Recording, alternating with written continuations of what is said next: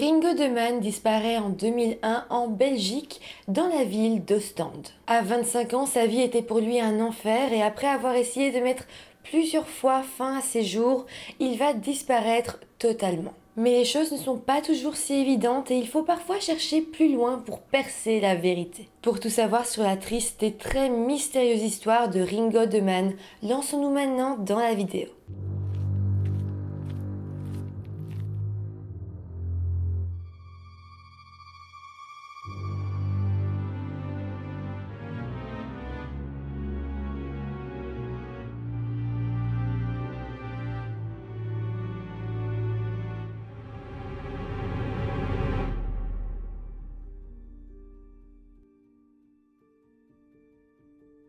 Hello tout le monde, j'espère que vous allez bien. On se retrouve aujourd'hui avec une histoire de chez moi, une histoire belge, mais du coup du côté flamand de la Belgique. Cette histoire est un cold case belge, mais qui revient petit à petit sur les devants de la scène parce que l'enquête a tout simplement été réouverte il n'y a pas si longtemps que ça. Comme d'habitude, avant de commencer la vidéo, je vous rappelle de vous abonner à la chaîne si ce n'est pas encore fait. Il y a aussi sous la vidéo un petit bouton merci ou thanks, ça dépend, où vous pouvez faire des dons pour la chaîne si vous en avez envie. Et voilà, maintenant lançons-nous dans la vidéo. Nous sommes en 2001. Ringo de Man est un jeune garçon de 25 ans qui a grandi à Breda sur la côte belge tout près d'Ostende. Au moment des faits, Ringo a un emploi fixe, il est chauffeur de bus à Ostende et partage un appartement dans la même ville avec une amie. Il faut savoir qu'avant d'emménager sur la côte belge à Ostende, Ringo n'a pas vraiment été heureux dans sa vie, notamment à cause du fait qu'à seulement 25 ans, il n'avait presque plus de famille. Le pauvre Ringo avait en fait perdu son père il y a quelques années déjà, et là en 2001, sa maman était très malade et il savait qu'il lui restait pas beaucoup de temps à vivre. Donc vraiment, elle était comme sa seule famille et il savait que ses jours étaient comptés, donc il allait vraiment se retrouver seul. Et voilà, Ringo se sentait vraiment très mal pour ça. Malgré la maladie de sa maman, Ringo avait quand même décidé de quitter la ville de Breda pour emménager à Ostende, ville où il travaillait déjà. Là-bas, il habitait donc avec une amie, ce qui tout de même devait le faire sentir un petit peu moins seul. Malgré tout, Ringo continuait à voir assez régulièrement sa maman. Ils avaient vraiment beaucoup de contacts, il la laissait pas du tout tomber. Oui, il avait déménagé, mais ça ne voulait rien dire. Il était toujours extrêmement proche de sa maman. Mais Ringo n'allait pas bien, il voyait sa maman dépérir et en quelques mois, il va commettre plusieurs tentatives de suicide. Pour ce qui est de ces tentatives, il faut comprendre qu'aucune n'était assez radicale pour le tuer. Donc on peut imaginer que c'était avant tout des appels à l'aide. Sans doute que Ringo voulait pas vraiment mettre fin à ses jours, mais qu'il avait besoin d'attention, qu'il avait besoin que des proches s'inquiètent pour lui, l'aident dans la vie et même peut-être des professionnels. Maintenant que nous connaissons un petit peu la vie de Ringo, plongeons-nous dans cette journée du 24 février 2001. Ce jour-là, Ringo a travaillé comme tous les jours et il a eu fini début d'après-midi, donc il a été voir un ami à lui avec qui il a passé une bonne partie de cet après-midi. Vers 17h, Ringo est rentré chez lui et il était fatigué, du coup il s'est mis directement au lit pour faire une petite sieste qui a duré à peu près 1 heure. En fait, 1 heure plus tard, c'est son ami Davy qui l'a réveillé, il était à sa porte et il toquait. En fait, Davy savait que Ringo n'allait pas très bien dans sa vie en ce moment et donc il avait décidé de passer la soirée avec son ami pour lui remonter le moral et c'est pour ça qu'il était venu un petit peu à l'improviste comme ça. Selon Davy, quand il a toqué à la porte, Ringo est venu lui ouvrir, mais il paraissait quand même un petit peu énervé.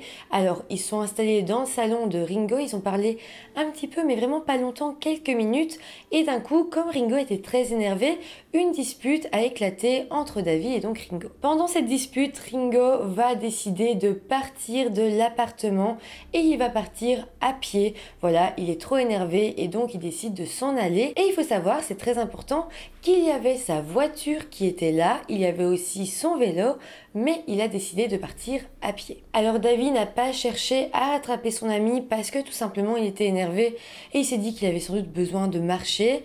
Mais ce qui fait vraiment froid dans le dos, c'est que quelques minutes plus tard, une fois que Davy avait totalement perdu la trace de son ami, eh bien il va recevoir un message de Ringo et Ringo disait qu'il allait essayer de se faire du mal. Ce message fut le dernier signe de vie que Ringo enverra et Davy a donc été la dernière personne à voir son ami en vie. Il faut aussi savoir que Ringo était parti sans vêtements, sans affaires, Par contre, j'ai pas pu trouver d'informations, je ne sais pas s'il était parti avec ou sans son portefeuille, mais en tout cas, il avait son téléphone portable avec lui. Bon, David va commencer à s'inquiéter, les heures vont passer, les jours vont passer, et il va avertir la maman malade de Ringo pour lui expliquer un petit peu la situation, et à deux, ils vont décider d'aller voir les autorités pour reporter la disparition de Ringo. Une fois sa disparition reportée à la police, bien évidemment, la piste du suicide sera avancée, et la police restera assez sûre de ça. Malgré tout, les policiers feront quand même une petite enquête pour être sûrs,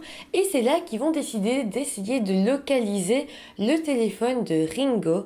Et là, ils vont y arriver, ils vont se rendre compte que la dernière fois que le téléphone a borné, c'était à Lopem, une ville située à 18 km d'Ostende, et c'est extrêmement étrange quand on sait que justement Ringo est parti à pied de chez lui. Il faut aussi préciser que la dernière fois que ce téléphone a borné, c'était le 24 février, donc jour de la disparition, et qu'après ça, il ne bornera plus jamais nulle part. Alors malheureusement, malgré plusieurs recherches des policiers, ils n'ont jamais retrouvé le téléphone, et on peut se demander, est-ce que Ringo était bel et bien sur place ?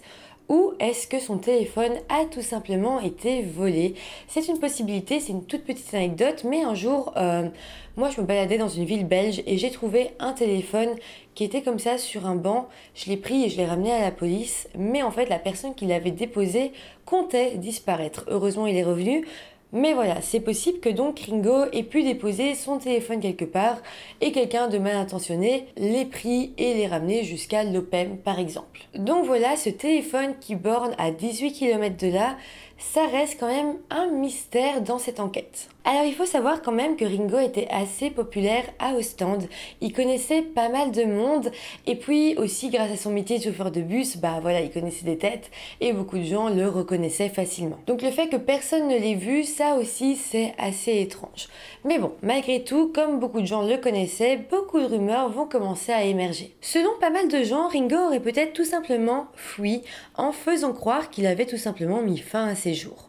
Et c'est vrai que rien ne le retenait vraiment en Belgique. Il était seul, sa maman n'en avait plus pour longtemps, il n'aimait pas vraiment sa vie, et donc partir et refaire sa vie dans un autre pays pouvait être une bonne solution pour lui. On se dit donc que s'il avait voulu partir à l'étranger, il aurait réellement pu le faire. Mais bon, comme Ringo n'est jamais revenu, qu'il n'a plus jamais donné signe de vie, beaucoup de gens ont laissé tomber cette théorie, et puis pour certains, non, il est parti et il a bel et bien refait sa vie et il ne veut en aucun cas revenir, et pour d'autres, bah, le fait qu'on n'ait pas de nouvelles, ça reste une preuve que peut-être il est décédé. Alors oui, ça reste possible qu'il soit parti pour refaire sa vie, mais d'autres hypothèses peuvent être envisagées. Il faut déjà se rappeler que Ringo paraissait très énervé le jour de sa disparition. Alors on ne connaît pas les raisons de la colère, mais David, le meilleur ami de Ringo qui le connaissait bien, a vraiment vu qu'il n'était pas juste un petit peu embêté par quelque chose. Non, c'était une vraie colère. Alors on peut se demander qu'est-ce qu'il a mis dans cette colère et est-ce que cette chose l'a poussé à disparaître ou l'a fait disparaître contre son gré. Malheureusement, eh bien, il n'y avait pas assez de preuves dans ce dossier et il a fini par être fermé assez rapidement malheureusement. Et puis quelques mois plus tard, la maman de Ringo va succomber à sa maladie et elle va décéder sans jamais savoir qu'est-ce qui est arrivé à son fils et sans savoir non plus s'il est encore vivant ou non. Mais voilà, en 2019, après de longues années, le dossier va enfin être réouvert. Il faut quand même se dire qu'en presque 20 ans, aucun corps n'a été retrouvé, ce qui est quand même étrange parce que si Ringo avait mis fin à ses jours, on peut se douter qu'on aurait peut-être trouvé un corps à un moment donné. Alors les enquêteurs ont commencé à se demander si la piste du suicide n'était pas un peu trop facile. C'est donc à ce moment-là que la cellule Personnes disparues va réanalyser le dossier suite à la demande du parquet de Flandre occidentale. Le dossier va donc réouvrir et l'entourage de Ringo a été une nouvelle fois interrogé. Suite à ça, on va se rendre compte que tous les proches de Ringo ont toujours énormément douté de la théorie du suicide. Ils rappelleront aussi que les tentatives de suicide de Ringo à l'époque n'étaient qu'un appel à l'aide. Et donc pas mal de ses proches savaient qu'il voulait vivre, il voulait juste être aidé, mais il voulait vivre. Donc en 2019, la police va relancer les recherches à Ostende pour retrouver Ringo. Alors évidemment, à Ostende, ils comptaient pas retrouver Ringo, mais c'était au cas où ils pouvaient peut-être retrouver son corps. Les policiers ont vidé la fosse septique d'un immeuble, ils ont même vidé un puits, mais ça n'a rien donné du tout. La police va alors dire aux journalistes qu'ils préfèrent n'exclure aucune piste. On se dit encore aujourd'hui que Ringo aurait pu recommencer une nouvelle vie, sans plus jamais donner de nouvelles, et évidemment ça reste la meilleure des théories, ce serait dans le meilleur des cas. Et puis dans le pire des cas, on se dit que Ringo aurait pu mettre fin à ses jours, ou pire encore, il aurait pu se faire assassiné, ça reste une théorie qu'on n'oublie pas. Les policiers ont aussi lancé en 2019 un appel à témoins pour essayer d'interroger des gens qui avaient bien connu Ringo à l'époque. Aujourd'hui, la police espère trouver quelqu'un qui saurait quelque chose et qui peut-être n'a pas trouvé ça utile de le dire à l'époque, mais qui aujourd'hui pourrait se dire c'est vrai, ça pourrait quand même aider la police. On se dit aussi que si on savait ce qui a pu autant énerver Ringo, peut-être qu'on saurait la cause de sa disparition. Récemment, les enquêteurs ont fait une perquisition encore une fois dans le dernier domicile de Ringo, donc son appartement à Ostende, mais par contre, les policiers n'ont pas voulu dire pourquoi. Un enquêteur s'est par contre exprimé en disant « Nous sommes en effet sur une enquête de longue haleine. Nous sommes allés dans cet appartement pour rechercher des éléments susceptibles de nous intéresser. Et pour cela, de gros moyens sont effectivement déployés. » Aussi, si jamais quelqu'un passe par là et sait quelque chose, au cas où, je vais vous mettre le numéro en bas de l'écran, donc c'est le 0800 30 30 0. Et puis pour terminer cette vidéo, je vais quand même vous décrire Ringo tel qu'il était à l'époque. Ringo mesure 1m70 et il est de corpulence forte. Il a les cheveux coupés courts et blond foncé. Le jour de sa disparition, il portait une veste brune en tissu d'apparence en daim, un jeans foncé et des chaussures de sport blanches et bleues de la marque Fila. Il portait une bague à l'un de ses auriculaires et il a un tatouage représentant un soleil orange et jaune d'un diamètre de 5 cm situé sur l'épaule droite. Voilà, c'est comme ça que se termine cette vidéo. J'espère que ça vous aura intéressé. Ça reste important de partager cette histoire parce que justement, ses proches essayent toujours de le retrouver. En attendant, si la vidéo vous a intéressé, n'hésitez pas à mettre un petit pouce en l'air, ça fait toujours plaisir, à vous abonner à la chaîne. Et moi, je vous retrouve très bientôt pour une nouvelle vidéo. Bye!